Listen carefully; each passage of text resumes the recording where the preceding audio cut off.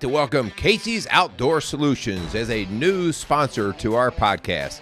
Casey's is a premier garden center and gift shop located in Lawrenceburg, Indiana. Casey's offers a wide selection of plants, landscaping materials, home and garden decor, and gifts for every occasion. Casey's is committed to providing exceptional service, a unique shopping experience, and value to every customer.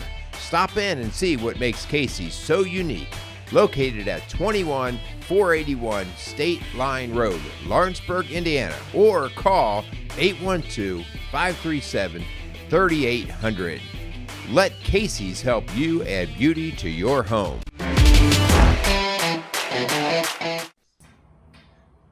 What are you doing on my tractor? What are you doing on my tractor? I got a spot for my coffee. Oh, yeah, that's about the only thing you need. This is nice. I was coming out to do a little bit of maintenance today, and all of a sudden, here you're out on my toy.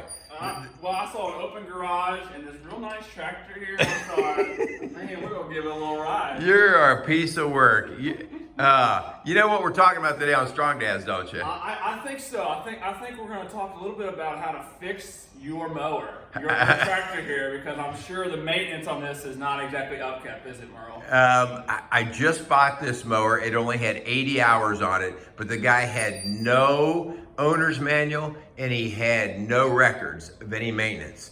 So I figured I better start with a little bit of some starting points, some benchmarks. All right, so let's go through this thing. Let's do it. And teach me how figure to out. fix this thing. Man, I'll tell you, you're lost, aren't you? I'm big time. Hop off there. Get off there. Let's get into this thing. All right, couple of things. Like I said, there was no owner's manual for this, and so that's a whole discussion in itself right there. Yeah. All right, now you can download that online, which I actually do have that, but I didn't have it initially when I first got this thing. So a couple of things. When you are maintaining something, you better look at its overall condition, its general condition. And the general condition of this tractor was in pretty great shape. It's only 2 years old. Like I said, it had only 80 hours on it. It was used a little bit, not necessarily very clean, but it was in pretty good shape. But then I started looking at a few things. And a couple of things I looked at initially. Got that? Let me help you there. Yeah, Pretty let heavy, me. I'm sure. Yeah. So one of the first things I did is I pulled out the dipstick. That's kind of another reference for you. You call me a dipstick? Dipstick, yeah. I pulled out the dipstick, and if you look at that, now it's nice and clean. I'm telling you, that oil was as black could be. So I was like, okay, so I'm guessing that that's probably never been changed in 80 hours. So what with the owner's manual recommendations? How often did it say you were supposed to change the oil on this? Because you said it was about 50 hours when you first got it. Yeah, so it's recommended that the first 50 hours you should have an oil change on the break-in, and then every 100 hours, just depending on the type of use. And so, so it had never been changed. Okay. And so here I am thinking I'm pulling that out. It had 80 hours in it. It's just coal black. So I changed the oil in it just the other day. Okay. Right. Very cool. Then I went back and checked the tire pressure. So actually these tires are all filled with a fluid to help add weight. So I went through and just checked out the tire pressure, and it's where I want it to be for these. So that's in pretty good shape. How about this mower deck? Well, we've already attempted to get it set. I think this morning what the plan was. Yeah. So it was quite a task. I'll show the tool used for this maintenance here. the tool of the week here, besides you. We got this rubber mount up. Merle's in here swinging away when I first pull up. I was not. Well, a little bit. So the mower deck had never been taken off. And so I took the mower deck off. Remember, I don't have an owner's manual, so I don't even know where half of these pins go and all this. So I'm just trying to mechanically figure it out. And I figured it all out, took the mower deck off, took all the blades off, sharpened all the blades, greased all of the grease fittings. So there was probably, I forget now, but probably like 5 or 6 grease fittings on that mower deck alone. So I greased all those, put it back on, And I actually cut with it the other day, but I went to adjust a few things on it, and I still need to readjust those. So that's now, when it comes to the blades, you said you got those. Did you actually sharpen those, or do you get those professionally done? no. Are you serious? Professionally done? Did you just say Are that? you the professional? I am the So professional. I got a question for you then. So when it comes to sharpening your blades, so have you found that if you do it inappropriate, or if you don't sharpen them even on both sides, do you feel the shakiness under the deck? Yeah, so I don't take a whole lot off. I Okay. basically just take whatever the edge is and just clean it up. Okay. So if I, in the past, if I've had a blade that's bent or something, I usually just replace it. Okay. Gotcha. Yeah, so you can tell when a blade gets out of its balance and everything, and then it starts making funny. See, I had to ask if you were the professional. Yeah, no, I just actually just use my grinder Okay. and clean them up. Just take off any of the nicks and stuff like that. So Yep. try to just keep that same edge. So what else? What other maintenance you got on this thing that you were looking at? So I checked my air filter out. The air filter was really perfectly clean. It was good. That was no big deal. I checked my fluid levels for my radiator, checked my battery charge. And so all of those things tested out really well. One of the challenges with buying something without an owner's manual is, even though I've run tractors before, every tractor's got its own little setup. Yeah, and so like what lever is for power takeoff? What lever is for lifting the deck or lowering the deck? What is the transmission? How does it work? So trying to figure those things out is something that takes some time, and you just have to get very familiar with the maintenance of this to know whether you're going to mess something up or whether it's going to work well. So anyway, I do have it all maintained now. It's ready to start cutting grass, and so we are ready to get on with it. This obviously does more than just cuts grass, though, right? I would hope. I'm sure Linda hopes that it does more than cut grass too.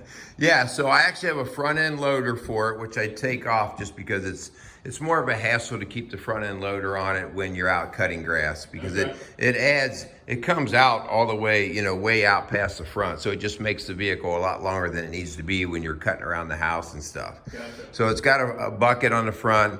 It's got on the back. 4-wheel drive in this bad lad? Well, I've got a pretty good hill in the backyard. That's one reason why I went to this, because I had a 0-turn mower, and the 0-turn the hill is steep and long enough that it was usually not very stable on the hill. And then these Kubotas are diesel, right? Yeah. So this is a real deal. This is my little mini toy. I'll build it up, Linda. See, it's goodbye here. It was good. So yeah, it does a lot of different stuff. I actually am kind of responsible for helping to plow our driveway or in our private lane that we have back here. So me and another guy. And the last year I wasn't able to help because my system that I had wasn't working. So I'll be able to plow some snow again with this. So now you got a whole season. You got to have to make up the times that you failed your neighbor. That's right. My poor neighbor was out in the cold while I was drinking coffee, laughing at him. We got back here. No, that's where your owner manual is supposed to go. That's where it's supposed to go. That's the owner manual place. So anyway, that's the Kubota, and that's the general maintenance. But what we're really going to get into today is talking about maintenance. Yep. We're going to talk about really what that means to us as strong dads, and how we just drop the ball on that a lot of times because we put other things in its place.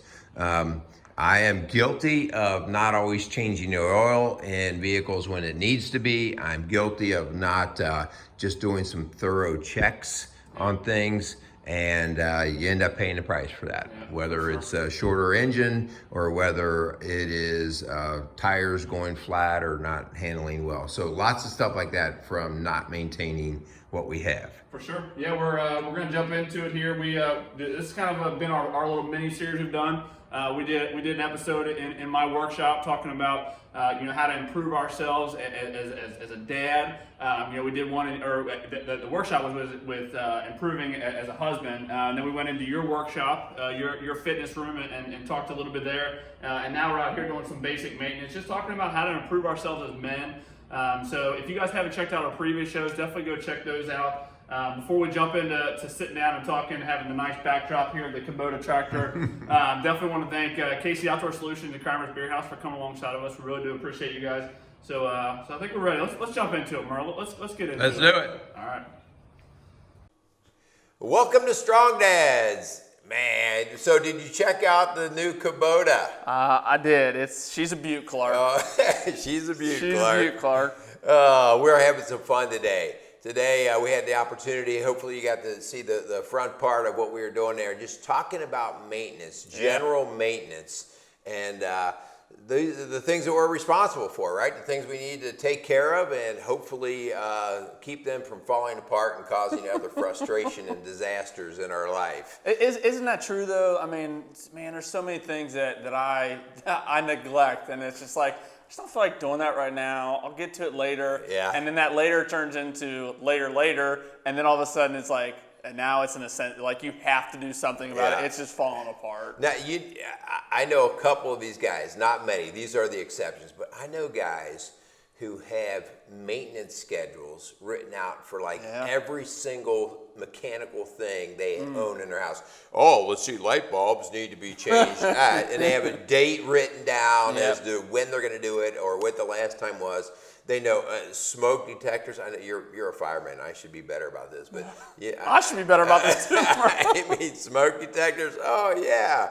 Well, that's funny you said that. So when we bought our house a few years back, when we were doing just our walk around, walk past the furnace, and the original owner of the house had a list. He had like a piece of paper and had every month crossed off. That's funny. He had put written down all the months for the rest of the year, and after he changed the filter in there, he would cross it off. And I'm like, all right, this is going to be a good furnace for me. Yeah. Well, I make fun of those guys only because I'm envious of them. Because I don't do that.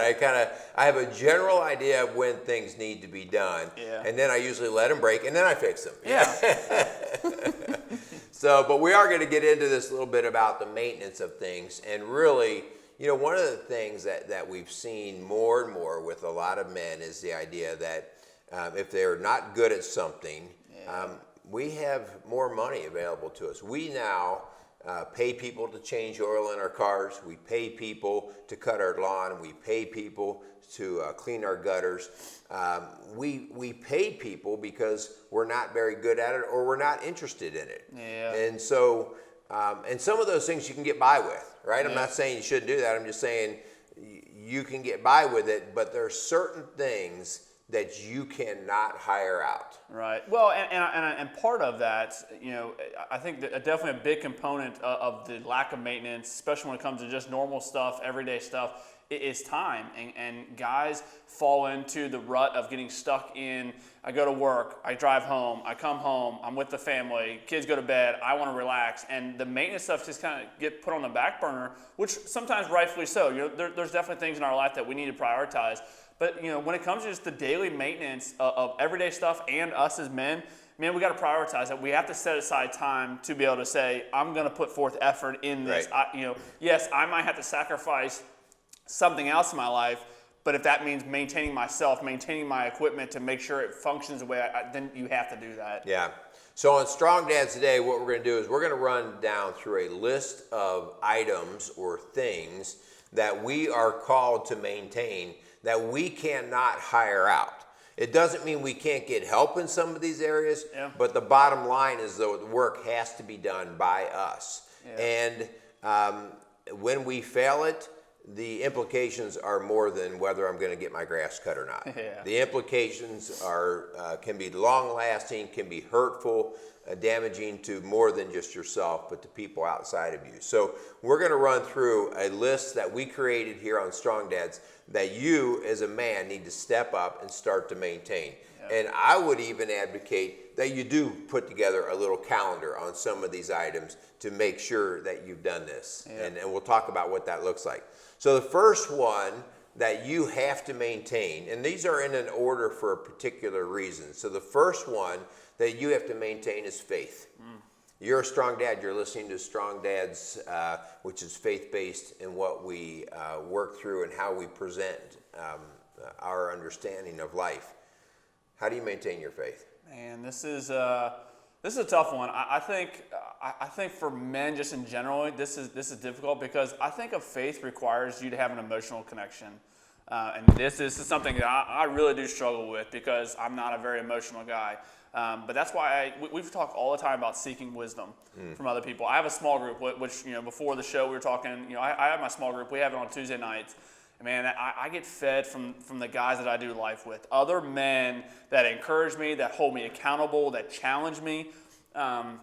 So I use the heck out of my small group. Other guys that I do life with, I can't tell you the number of times I've called you, be like, bro, I'm struggling. I need, this is going on in my life. I just need someone to speak truth to me. Yeah. And part of that faith, man, is not only do you have to seek wisdom from other people and seek, and have a small group, have other guys you do life with, but this is something that I personally struggle a lot with, is just having that one-on-one time with Jesus. Like, man, my personal time, my one-on-one time with Jesus, it's hard because, again, like I was saying before, you have to prioritize that. That has to be a priority. Something, you're going to have to give out something. So if that means you're in your car and you're just not listening to the radio, not listening to other podcasts, whatever, because you're spending that time, like, you have to do that. Like, so I hate reading, Merle. I hate reading with every desire, every passion. That bad? I hate it. I hate it. But I also understand that part of my relationship, any relationship, is there's a talking and then there's a listening portion. And there's no way for Jesus to ever speak truth to you unless we're in his word and we're reading what he wants for our life. Now more than ever, the technology, the ability to just listen to someone read scripture to you is so incredible. Once a year, my small group, we do a 90-day Bible challenge. We're reading the entire Bible in 90 days. And we're going to do it again this year in June. So this will be our third year. Man, it is an incredible time to dive into, read the Old Testament. If you've never read the Old Testament, because, I feel like sometimes, in our faith we get caught up in the New Testament, man, the Old Testament's got some cool stuff. Yeah. Some really applicable stuff that we can apply to our life. So, that faith component that you're talking about is so vitally important. Yeah. For me, faith is the constant reminder of actually who's in charge. Yeah. And so the daily work, not the...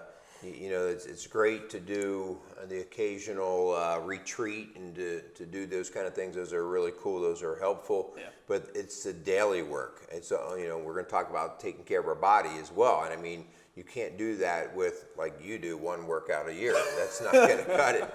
And so the faith is that way. And man, I can find myself drifting out of that. Like, my intention would be that every day I get up and I start with a faith workout, and whether it's reading, whether it's listening, whether it's just silence and prayer time, and that can be one of the first things that I fail to maintain. Oh, we're busy today. I've got to get an early appointment. I've got to do this. I've got to do that. And so making faith a maintenance priority is critical. Proverbs 9:10 says, "The fear of the Lord is the beginning of wisdom, and knowledge of the Holy One is understanding." I mean, the beginning of wisdom is understanding your place with God, the hierarchy of that, and understanding you didn't create yourself, you didn't create this earth, you didn't create anything. He's the creator. And that idea then that you are there to manage it and to take care of what he's given you. And so recognizing that. So that's the faith component. So I want to encourage you guys, daily basis. I don't know why this is, but lately it's been on my mind, the importance of community worship. So the church component, I have friends and I run into people all the time. I believe in God and I believe in Jesus, but I don't like to do the church thing. I don't do the church thing.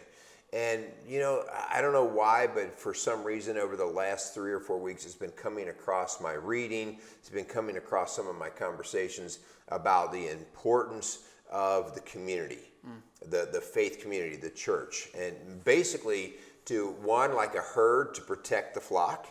All right, so it helps to protect, especially from the crazy world we live in, but also then to help kind of feed the flock in terms of taking care, making sure that everybody in there is doing all right. And again, church community can get weird and crazy, right? Because it's filled with people. Yep. But trying to find a healthy church community so that you can be protected by that and you can grow in that, and then you can grow others up, and that is really important. Yeah, that's good stuff, man. As we continue to talk about just the things that we got to maintain in our life, faith obviously being number one. The second most important thing that has to be maintained in your life, without a doubt, is your marriage. Yeah. Man, if your wife feels left out, if she doesn't feel like you are taking care of her, that you're doing the daily stuff that has to be done, the monthly stuff that has to be done, man, your marriage is going to suffer. And I don't know a man in the world that could tell you if they went through a divorce that it was easy. No. We actually talked about that down at church. Had a whole series had a whole the preacher talked all about marriage and marriage, and divorce sucks. Right? Yeah. And it's hard, and it crushes people, and it bruises people, and it leaves these scars. And man, if you would just do basic maintenance, basic things every day, pursuing your wife, making sure she knows that you still want to be with her, right? I remember the very first time Jenny and I were driving on our honeymoon, and I looked at her and I said, if this is going to work, we have to do certain things, because divorce is not an option for us, right? And obviously, everyone's different. There's different circumstances that fall into your life that may lead to, a situation where things just aren't going well. But man, you got to put the time. You have to put effort. You have to do the basic maintenance stuff. Jenny and I go on a monthly date. Even though life is crazy, we have 2 kids. We're both working full time. Like, we prioritize each other, and it's more her saying we're going on a date tonight, and which is good because we're both in it together. That I know I have a partner that it's not the 50-50, that we're both in this 100%. Yeah. I think I know plenty of men that come into rock solid families, our ministry, and because I know some of these guys, they do an incredible job of maintaining a lot of the mechanical stuff. They're the carpenters, they're the mechanics. They take care of that stuff. But it's not that they don't understand maintenance, it's that they're not comfortable with it. It's kind of like a guy who's not comfortable maintaining his car, so he takes it to the shop. Well, if you're a guy who's not comfortable with maintaining your marriage, there's no easy shop to take it to. Okay, yeah. And so learning the fundamentals of how to take care of that, and you mentioned a lot of those. One thing that I recommend every one of our strong dads do out there, every day you have a daily check-in with your wife. That check-in means you talk about the day, you talk about what's going on, you just have a little bit of conversation, 5-10 minutes, all it has to be. But in that talk, this is what you have to get out of that. That talk, you don't really get into all the words, you read her heart. The basic question is, how is she doing? And if you can see how she's doing and address that, that doesn't mean fix it. Please understand what I'm saying. It's not you to fix her, all right? And that's where other guys, they over maintain, right? And then they get into a controlling position of their wife, and she doesn't respond well to that. So the idea that we have a daily talk, I read how she's doing, I even check, so how you doing, babe? What's going on? And let her feed that back to me. And then I do a simple question, is there anything that I can do for you today?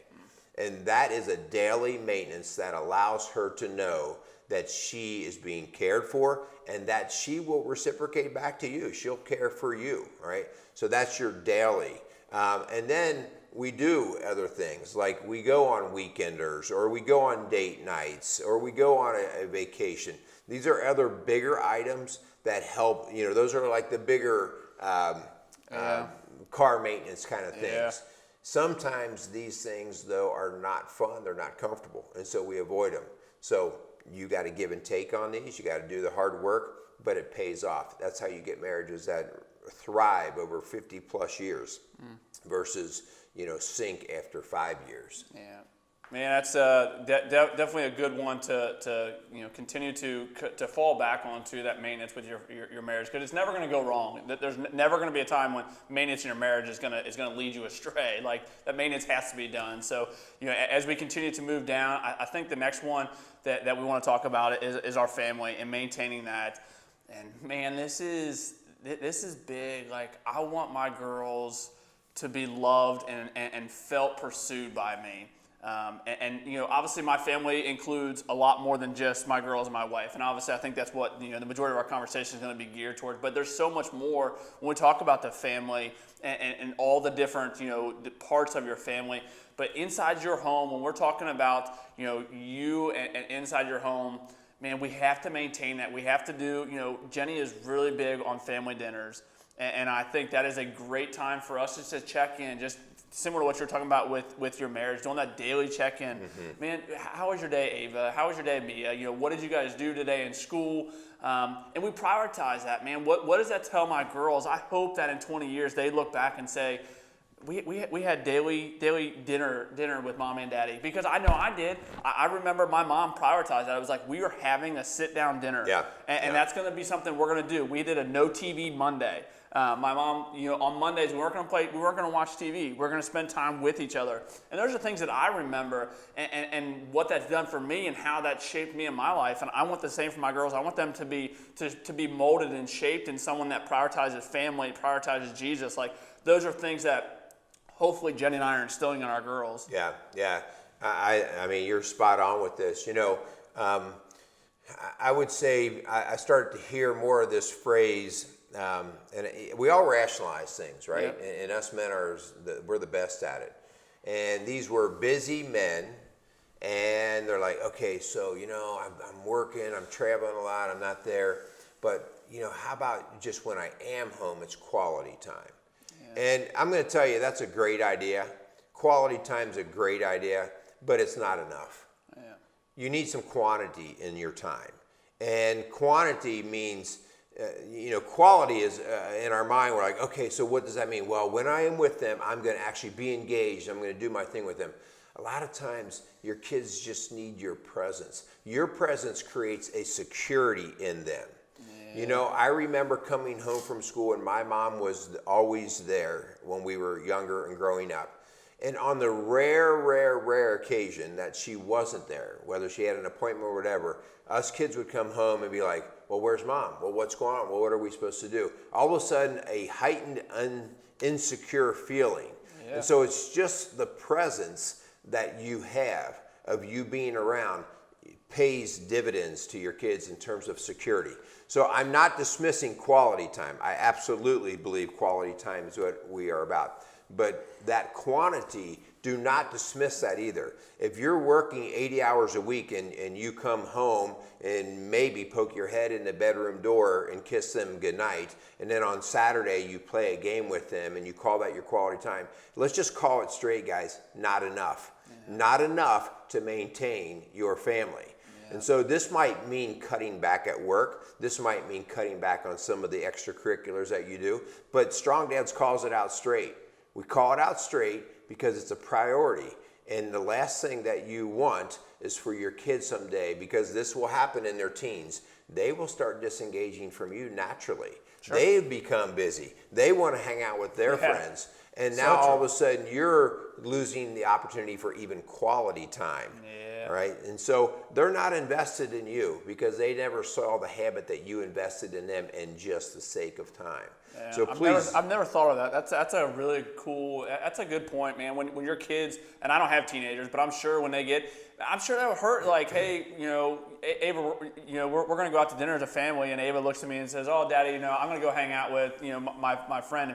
Golly, that would hurt. I'd be like, man, you want to hang out with them more than me? Like, I'm pretty cool, right? But if you've neglected your family for so long, you've done the exact same thing to them. Yeah, and the more the less quantity time that you have with kids and your presence isn't around, when they do start getting the opportunity to go out with other friends, they don't even think to check in with you because you have not checked in to them on a regular basis. And so the next thing you know, you're like, well, where's so-and-so? Well, they went out with some friends. And you're going, well, it would have been nice if they told us. Yeah. Okay. So the habit here of just establishing more frequency is critical. Please do not fall into this thing of it's just about quality time. Again, I'm not dismissing the quality time, but it is about a quantity too. And I'm not going to go in and talk about the actual number of minutes because that's silly. But for you to excuse and rationalize yourself Well, as long as I have one good day a week where I'm doing something. Listen, your kid would rather have fun and talk to you casually for 3 or 4 or 5 minutes every day and just monkey around. I mean, there's not a day that goes by when I'm not walking by my younger son and we're not getting into a 45-second little wrestling match. Right. Those mean something. Yeah. I'll let you take this next one because I'm not quite sure I should be the one talking about this, talking about maintaining yourself and getting yourself in shape. So it's all you, Merle. Good luck. See you guys. Yeah. You're a piece of work. The next thing really that you can't have anybody else maintain is self. Your body is the temple. And what does that mean? Well, you are, let's put it this way, you are the hands and feet. We always talk about, well, if I sit around and pray long enough, maybe Jesus will do something. The actual message there is you are the hands and feet of Jesus. You have to be a doer. Brian Tome talks in his aggressive life about you got to do something. Just sitting around and praying is almost a slap in the face of what your purpose is. Your purpose is to do. And in order to do, you have to be of adequate ability in terms of taking care of yourself. And so, we can think of excuses all day long, and in all of these other areas, I have my excuses. But the idea, and I make fun of you, Kyle, with you're working out, but you are blessed to be naturally fit. You don't carry extra weight. You have good energy. So, you're able to, it's not like you lay on the couch and do nothing but deteriorate. It's this guy who you stay fit through busyness. Okay, that was like my dad. That was like a lot of our parents. My dad never worked out a day in his life, but you would have never called him out of shape. Sure. All right, and so that general taking care of yourself versus all of a sudden I get to a point where I can't do stuff, I don't have the energy, I don't have the focus, I don't have the right attitude, all because I don't feel good. Yeah. So taking care of yourself is more than just going into the weight room. In fact, I'd actually put the weight room on the very, very back end of that. Sure. And even though we do a lot of that in our ministry, just take care of yourself, keep your energy. Like for me, I always think about to myself, like, how's my energy been? Because if my energy is not good, then everything else falls apart. Yep. So a lot of times I've worked out too much and my energy suffers, which then that hurts all the other parts that I'm trying to maintain. I'm not good with my family. I'm not good with my marriage. I'm not good with my faith because I've worked out too much, right? And so eating better, drinking more water, sleep maintenance. Man, sleep is huge. Rest. Yep. Yeah, Rest. I mean, good quality sleep. These are some of the big components of self-maintenance that you have to put into the mix. And it's not just whether you're lifting weights or not. Yeah. So I'm going to give you a pass on some of that. Yes. Well, this next one, man, I think is really good, and maybe I'll group the next two together. When we talk about work and maintaining your work, this might be difficult because some guys are unhappy at their work, right? Some guys just go to work because that's what they feel like they're supposed to do. Like him or hate him, I just was listening to Dana White talking about the UFC, the guy who runs the UFC, and he basically was saying that he got stuck in a rut. And he was like, I'm done with this. I'm not happy. I have to make a change. And he did that. And I'm not necessarily saying that that's what you have to do, but I thought it was a bold statement because someone who is now obviously the back end, you can see the success story of Dana White. But I also think, man, when we talk about maintaining your work and are you happy at work, if you're not, like, life is way too short. Find something that makes you happy, but it also has to fit in line with all everything else we've talked about when it comes to maintenance, like your family, like everything you do, your family is going to feel the effects of that. But when we talk about your work and putting in the maintenance, I would encourage you, if you're not happy, first, I think there needs to be some self-evaluation. Like, is it me? Is the reason I'm not happy in my work is because of the attitude that I'm bringing to work? Because the grass is not always green on the other side, right? A different job, a different avenue that you're looking at, maybe not what it all is cracked up to be. But I think when it comes to your work, man, we have to do a little bit of self-evaluation. Be like, am I bringing a good attitude to my work? Am I unhappy because when I come to work, I'm like, well, today's just going to be a shitty day, right? Like, if that's the attitude when you pull up to your job, like, well, yeah, it's not going to be a good day, right? Like, I think that there's definitely, your attitude has to play a part into your work and the way that you function when you're at work. Because people feed off of that. Your coworkers feed off of that, and they're like, well, golly, Kyle's in a bad mood today. Like, it doesn't, the overall, all the colleagues that you have, especially at my work, like, if we have a guy that's not in a good mood, he's not there mentally and physically, like, I don't really want to work with you today because of the job that I do. I'm not really okay with working with you today. Yeah, I get it. Like, I have a rule in our house, and that is, if you're in a bad mood, you don't get to impact the rest of the house for the rest of the day. If you're in a bad mood, you either go isolate yourself or you go get your mood taken care of. Yeah. And the same thing happens in the workplace. Kyle, I couldn't agree with you more on this. In fact, there's an old saying, you ask somebody, especially a man, you ask a man how he's doing. How you doing, bud? Oh, same old stuff or same crap, different day, or whatever it is. And I learned very early, that's on you, dude. Yeah. That is on you. And so I'm calling you out, strong dads out there. You have a choice here. When you get into that same old attitude, then that's on you. You are playing victim card. You've got to do something about it. One, you either look at what you have and look at what you can control. All right? Listen, can I look for a different job? Do I need to get more education? Do I need to do the work? Listen, if you're not willing to do the work, shut your mouth. Shut your mouth. Stop your whining, because that's really what that comes down to. Maybe it's a difficult time due to the season you're in.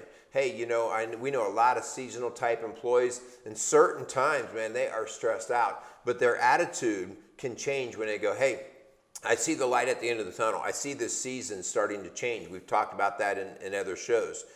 The bottom line here, guys, is your work is important. And we are called to work as if we are working for the Lord.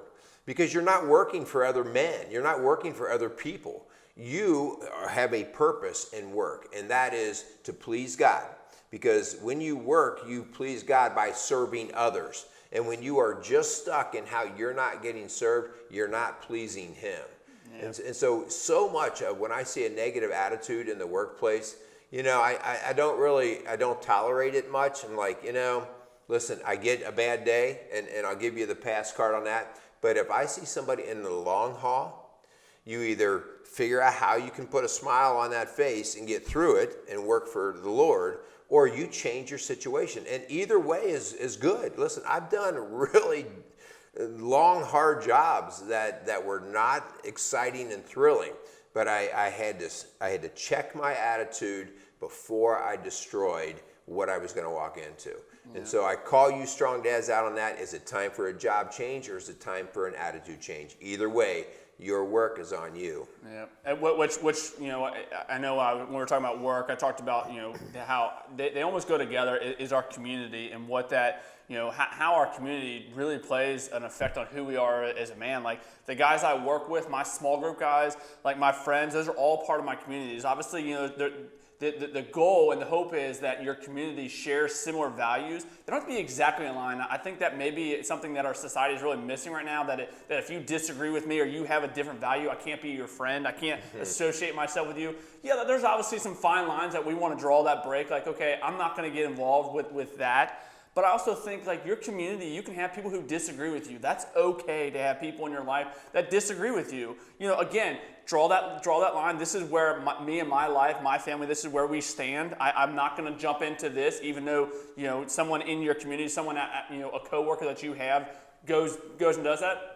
Absolutely. By no means, I don't think either of us would say, well, I can't be with you. Like, that's not what Jesus has called us to do. Like, we're supposed to invest in our community, invest in the people that are in your life. Yes, obviously the ones that are closest to you should share a similar value to you, should have that your ethics and your morals. Like, they should fall in line with what you are. But absolutely, I think your community stretches way beyond just your friends and your coworkers. Like, there's so much that goes in your community, your actual real community. Like, what are you doing for your community to make it a better place? Like, Right. how are you impacting, whether it's at your church, whether it's in your townships, in your cities? What are you doing to benefit and to help and build those communities up? Really interesting things are coming out as we speak here. The census numbers for the 2020 census are finally coming together, and now there's redistricting and stuff like that with our political representation. And one of the things that we're noticing across our country is that there is a fleeing of the urban environments. And I just want to call this out for what it is. There's a reason why people are leaving those areas. Those communities are not happy or healthy to raise kids in. They're not safe. There's increase in violence and these kind of things. Here's my point. That is, if you live in that community, it is your community to make sure at a foundational level. That means when I'm raising kids to have the values, Kyle, that you were talking about. And so as a strong dad, and this is what we see, it's interesting, there's mass flee in those areas. There's also mass dad absence in those areas. That is not coincidental. You'll hear me out. That's not coincidental. The idea that those communities are falling apart is because dads have not stayed and invested in people well. Yeah. And so if you don't want your community to fall apart, as a dad, you stay and invest in the things that we've talked about here today. Yourself, your faith, your marriage, your kids, your work, your community. When you invest, if we all start to invest in that in a healthy way, there's going to be no reason to flee your community. Right? So think about what's actually going on here. When I see people leaving areas, almost always, unless there's some kind of natural disaster or something that has made it inhabitable, almost always I can see that there's a social fault in what we are doing as dads. Man, this is hopefully you guys enjoyed this conversation as we dove into different basic maintenance. None of this stuff is earth-shattering. None of this stuff is groundbreaking, brand new information that's out there. This is just stuff that I think over time, you start to evaluate, why is my life crumbling? Like, why is this machine not working, right? And a lot of it just comes down to basic maintenance. We're just missing it. I think in general, men are just missing the mark when it comes to the daily maintenance. We're very quick to know how to maintain our lawnmowers and our tractors and our motorcycles and our boats. We know how to maintain that stuff because I think men are called to work with their hands. Like, we're good at that stuff, right? This is the other side of this. I think this is where a lot of men fall short, myself included at times. Like, I fall short on the daily maintenance, and this is just hopefully it enlightens it, hopefully brings up some good conversations. To start that conversation, to start having a conversation with your wife, to start having a conversation with Jesus, like, man, I need to maintain this relationship. I need to make sure these are the two most important relationships in my life. And then I got to do some self-reflection. I got to realize that I play a huge part in the lack of maintenance that go on in my life. It's on me as a man. Like, I'll carry that burden. Like, but not only am I going to carry that burden, but I got to make changes. I got to start to fix that thing. I got to start to maintain those. Yeah, I want to close things out on something that. Actually, Linda, my wife, pointed out to us earlier. You're going to give her credit? I have to give her credit. Right. She keeps the grease on the wheels around here. Right. And so I told you at the very beginning when we were talking about the tractor behind me that it came without an owner's manual. Yep. And so what that has meant to me is that I have a mechanical awareness of things, but I am just guessing and checking. Yeah. Like, well, what does this pin do? Well, how do I do this? Well, how much oil? Well, which size filter? I'm guessing. And a lot of times I'm guessing right. But Kyle, you and I actually struggled a little bit on my mower deck because there's a pin that is not quite ready to go in. And I don't have the manual. Guys, there is a manual for this that I need to get my hands on. There's a manual for everything we just talked about today, all right? That manual is God's word. It's the Bible. I have a buddy. Good job, Linda. You bring it home, babe. And that idea of the Bible, basic instructions before leaving Earth. Look at that. That's pretty cool. I've never heard of that. Yeah, basics instructions before. No, that's Frank Henniger. That's our buddy Frank, and he drills that into all of us when we do our Saturday morning strong dance class. That's cool. Because all the time we're talking about what we think we should do, how we should maintain things. Everything that I've talked to you guys about today, I actually reference through Scripture. This is not things that we just pulled from thin air, like, well, this is what I think. Instead, it's from the manual. And that manual is that common thread that keeps us working consistently, especially when we're trying to maintain the things that we're called to maintain. So I really want to emphasize that if you, Kyle, like you said, you guys are challenging each other to get into the Word, get into the Word. I mean, if you don't know something, just get into that. Just pick it up. Don't feel ignorant about, I don't even know what page in the manual to go to. All right? Check in with somebody. Call somebody. Talk to a minister, a priest. Get connected and start figuring out what that manual says, because that manual is about you. Yeah. Right? It is all about you. So anyway, we want to wrap things up. You want to say thanks to a couple people? For sure. I can't say definitely this time. Casey's Outdoor Solution to Crimer's Beer House. We really do appreciate you guys coming alongside of us, believing in what we believe in. Thanks so much for all you guys out there. Keep listening to us. Keep staying tuned. Again, if you haven't heard the other two parts of this little mini-series, definitely go check those out.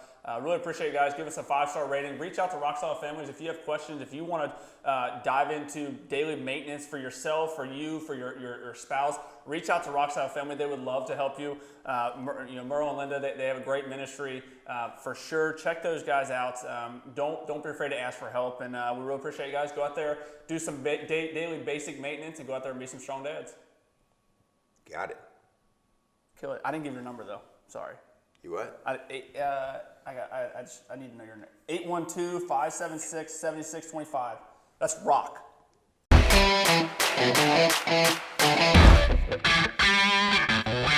Hey, this is Kyle Carver from Strong Dads. Strong Dads podcast would love to thank the Crimer's Beer House for coming alongside of us. The Crimer's Beer House was started in 1982 by the Crimer family, and since that time, they have definitely become a Cincinnati favorite. So if you're looking for an incredible meal in an incredible setting, definitely go down to Route 128 and check out the Crimer's Beer House.